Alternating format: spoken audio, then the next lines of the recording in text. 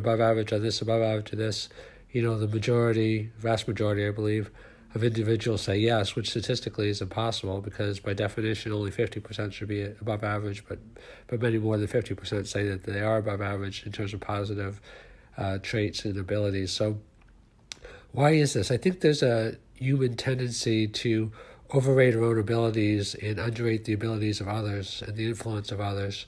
And I think this is tied to survival. Like we need to feel more efficacious perhaps than we are sometimes, to not be afraid because, the world is a very vulnerable place objectively to a degree, for all of us, no matter how much ability we have. And I think if we were aware of that 24/7, it might be debilitating, especially to people that, have a harder time facing that. So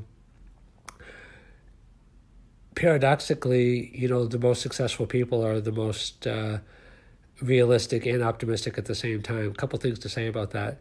If you're not in touch with reality, then it's hard to really deal effectively with problems because you'll always be dealing with them in an unrealistic manner by definition, which isn't going to solve the problem if you're dealing with it unrealistically. But at the same time, you do have to be optimistic as well, because if you're totally realistic, you're just going to give up if you do every obstacle that you're going to face.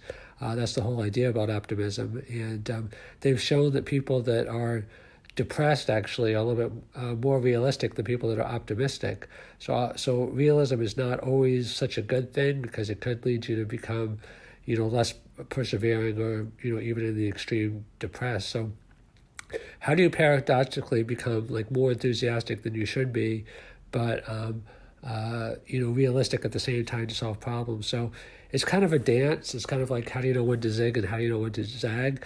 In the main, in the core of your being, you have to be very optimistic that you can triumph. And if you visualize that, like athletes, premier athletes always visualize their success. It trains the brain. Success is basically just a habit, and performance is a habit. But at the same time, you have to reality check along the way. So if you're just optimistic to the point of being Pollyannish, then you're not going to be very successful, because when the obstacles come, you're just going to either ignore them or minimize them. Like, for example, other people, you might not take them seriously. So you have to be optimistic, but within that, you always have to be reality check. What am I forgetting? Andrew Grove famously said, only the paranoid survive.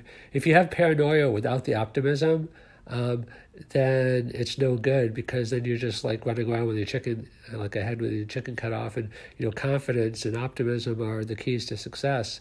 But if you're just Pollyannish and you're not reality checking, so you have to be optimistic, but reality check with it at the same time. What am I missing? What adaptations do I have to make? You have to be strong enough psychologically to face the truth. But perhaps the optimism is that, I recognize the truth, but I'm strong enough to hang in there even during difficult times.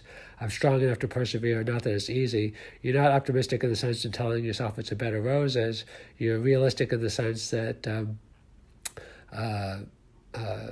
there's obstacles and that you're facing them, but you're optimistic in the sense of your own ability to hang in there and persevere even in the face of challenge.